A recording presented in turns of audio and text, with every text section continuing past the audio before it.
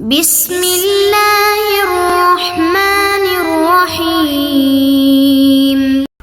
بسم اللہ الرحمن الرحیم الحمد للہ والصلاة علی اہلہا۔ عزیز طلبہ السلام علیکم ورحمۃ اللہ وبرکاتہ۔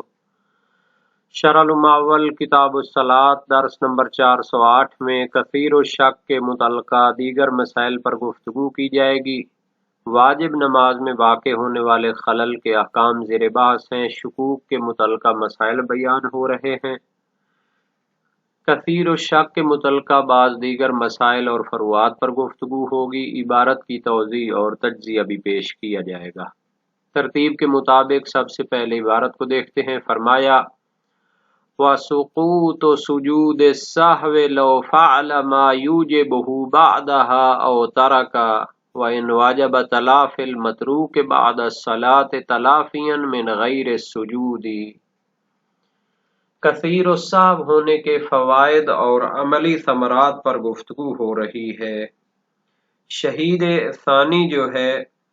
اس سے پہلے بتا چکے ہیں عدم الالتفات کہ کثرت شک کا فائدہ کیا ہوتا ہے، اور یہاں سے وہ کثرت سہو جو اس کا حقیقی معنی ہے اس کا فائدہ اور عملی ثمرہ بیان کرنا چاہتے ہیں۔ وہ فرماتے ہیں کہ اس کا فائدہ ایک مورد میں ظاہر ہوگا،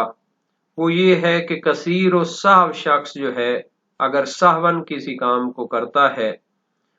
جو موجب سجدہ سہو ہوتا ہے، مثلا بھول کر کلام کر لیا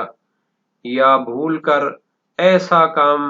ترک کر دیا کہ جو موجب سجدہ سہو ہوتا ہے جیسے تشہد، تو لازمی نہیں ہے کہ کثیر السہو کے لیے کہ وہ سجدہ سہو انجام دے، بلکہ جو چیز اس سے سہون چھوٹ گئی ہے تو اس کے لیے جو سجدہ سہو ہوتا تھا وہ اس سے ساقط ہے۔ کثرت سہو کا فائدہ یہ ہے کہ سجدہ سہو اس کے لیے واجب نہیں ہوگا۔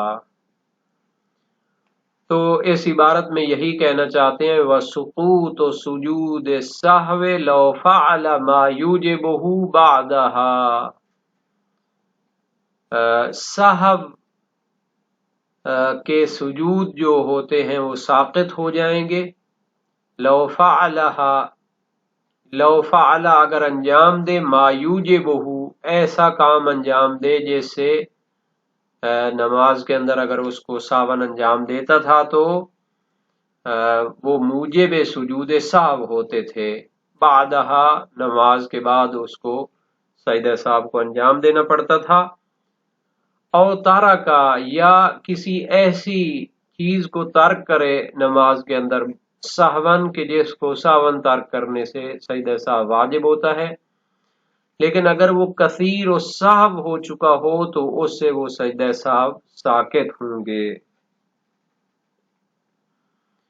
وَإِنْ وَجَبَ تَلَافِي الْمَتْرُوكِ بَعْدَ الصَّلَاةِ تَلَافِيًا مِنْ غَيْرِ السُّجُودِ،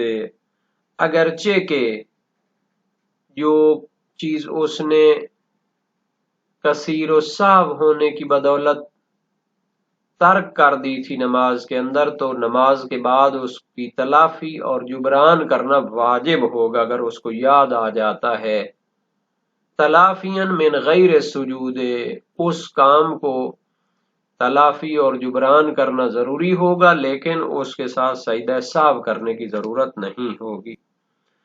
اگر وہ کام کہ جس کو سہون ترک کر دیا ہے ان کاموں میں سے ہو کہ جس کو واجب نماز کے بعد قضا کرنا ضروری ہوتا ہے، جیسے تشہد بھول چکا ہو یا ایک سجدہ جو ہے نا جی سہون ترک کر چکا ہو، تو اگر کثیر السہو نہ ہوتا تو اس کی قضا بھی کرتا اور 2 سجدہ سہو بھی انجام دیتا، لیکن کثرت سہو کی صورت میں سجدہ سہو تو ساقط ہوتے ہیں لیکن اس فعل کی قضا کرنا ضروری ہوتا ہے۔ اس کے لیے کیا کرے گا؟ نماز کے بعد اس کی قضا کرے گا۔ مثلا تشہد بھول گیا تھا، کثیر السہو ہونے کے باوجود ایک سجدہ بھول گیا تھا، کثیر السہو ہونے کے باوجود ان کی قضا اس کو کرنا پڑے گی، لیکن سجدہ صاحب کے ساکت ہوں گے۔ وَيَتَحَقَّقُ الْكَثْرَةُ فِي الصَّلَاةِ الْوَاحِدَةِ بِتَخَلُّلِ الذِّكْرِ لَا بِالسَّهْوِ عَنْ أَفْعَالٍ مُتَعَدِّدَةٍ مَعَ اسْتِمْرَارِ الْغَفْلَةِ۔ اس عبارت میں یہ مطلب بیان کرنا چاہتے ہیں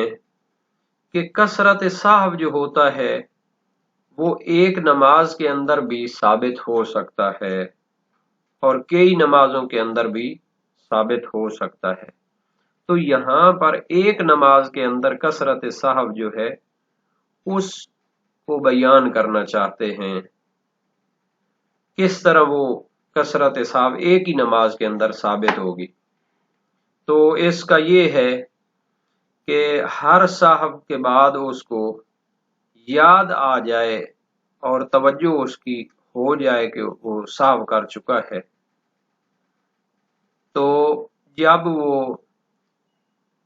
تیسرا سہو کا شکار ہوگا تو پھر وہ کثرت سہو میں شمار ہو جائے گا۔ لیکن اگر ایک نماز کے اندر اسے چند سہو ہوتے ہیں لیکن اصلاً یاد ہی نہیں آتا، تیسرے چوتھے سہو کے بعد ایک ہی مرتبہ یاد آتا ہے، تو پھر وہ کثیر السہو شمار نہیں ہوگا۔ مثال کے طور پر پہلی رکعت میں ایک فعل کو سہون چھوڑ دیا، دوسری رکعت میں دوسرے فعل کو سہون چھوڑ دیا، تیسری رکعت میں ایک تیسری چیز کو سہون چھوڑ دیا، تو اگر ہر سہو کے بعد توجہ ہوتی رہے، یا پہلی رکعت میں سہو ہوا تو بعد میں متوجہ ہو گیا، اسی طرح دوسری رکعت میں تیسری رکعت میں جب سہو ہوا تو ہر سہو کے بعد اسے توجہ ہوتی رہی کہ میں یہ بھول چکا ہوں، تو اس صورت میں جب چوتھی رکعت میں اسے سہو ہوگا تو کثرت سہو اس کا ثابت ہو چکا ہوگا اور وہ کثیر الشک اور کثیر السہو کے احکام اس پر لاگو ہوں گے۔ لیکن اگر اسی مثال میں ہر 3 رکعت کے سہو کے بعد غفلت رہی ہو اور اپنے سہو کی طرف متوجہ نہ ہوا ہو، اور چوتھی رکعت کے اندر متوجہ ہوا ہو کہ جناب میں نے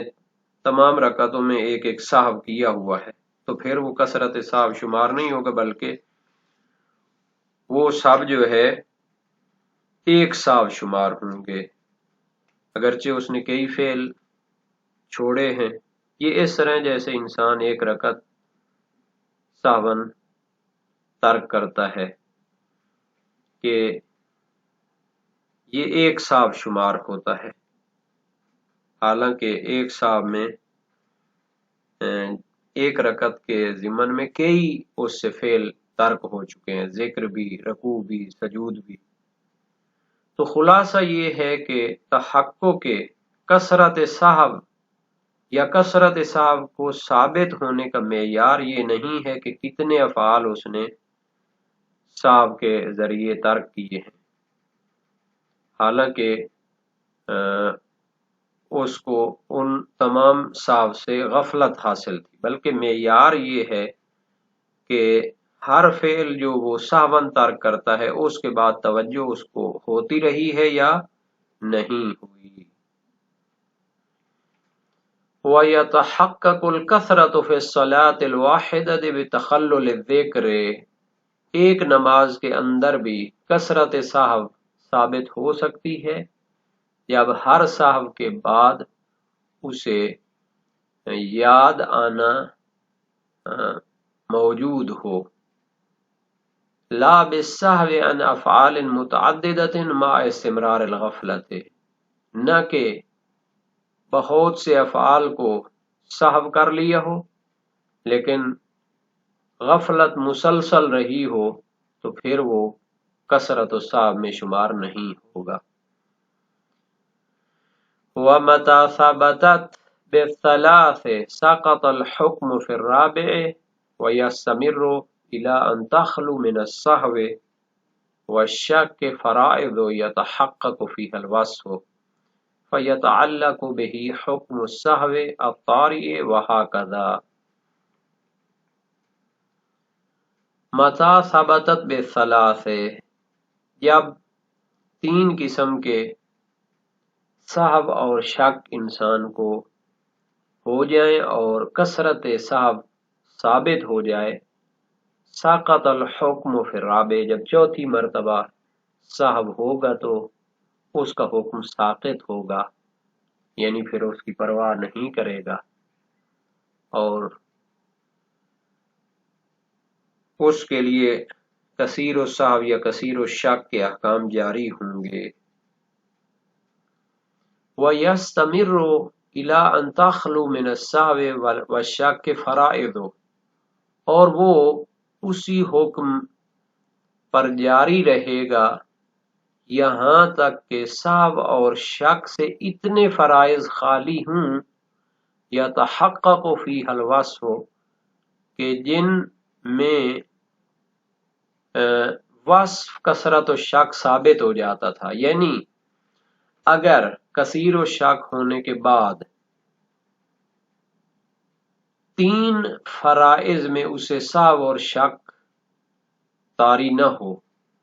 اور 3 فرائض اس کے کیا ہیں، صحب اور شک سے خالی گزر جائیں، تو ان 3 میں اگر صحب اور شک پیدا ہوتا تھا تو انسان کثیر و شک بن جاتا تھا۔ اب اگر اس کو 3 فرائض میں صحب اور شک پیدا نہیں ہوتا تو چوتھے میں جا کر وہ کثیر و شک ہونے سے خارج ہو جائے گا، اور پھر اگر اس کو شک یا صحب ہوگا تو پھر اس کے لیے اس کو اعتنا کرنی پڑے گی اور صحب اور شک کے احکام پر عمل کرنا پڑے گا۔ فَيَتَعَلَّقُ بِهِ حُکْمُ الصَّحْوِ الطَّارِئِ، تو اس کے بعد اگر چوتھے فرض میں اسے صحب ہوتا ہے تو اس کو صحب طاری کا حکم متعلق ہوگا، یعنی جو صحب پیدا ہوتے ہیں نماز کے اندر تو اس کے احکام پر اسے عمل کرنا پڑے گا۔ وَهَكَذَا سے مراد یہ ہے، اسی طریقے سے ہے کہ اگر بعد میں اس کو صحب و شک ہونے لگتا ہے، 3 فرائض میں اسے صحب اور شک ہوگا تو وہ کثیر و صحب میں چلا جائے گا، اور کثیر و صحب ہونے کے بعد اگر 3 فرائض میں اسے صحب اور شک نہیں ہوتا تو پھر کثیر و صحب ہونے سے خارج ہو جائے گا۔ تو بہرحال یہ تھے کثیر و صحب اور کثیر و شک کے احکام کے اس کا خلاصہ یہ ہے کہ کثیر و صحب شخص جو ہوتا ہے وہ اپنے صحب اور اپنے شک کی طرف اعتنا نہیں کرتا اور اس سے اس کی نماز باطل نہیں ہوتی ہے۔ اس کے بعد انشاءاللہ دوسرا مورد جو ہوگا، جو لوگ اپنے صحب اور شک کی طرف اعتنا نہیں کرتے اور ان کی نماز اس سے باطل نہیں ہوتی، اس پر مستقل درس میں بحث کی جائے گی۔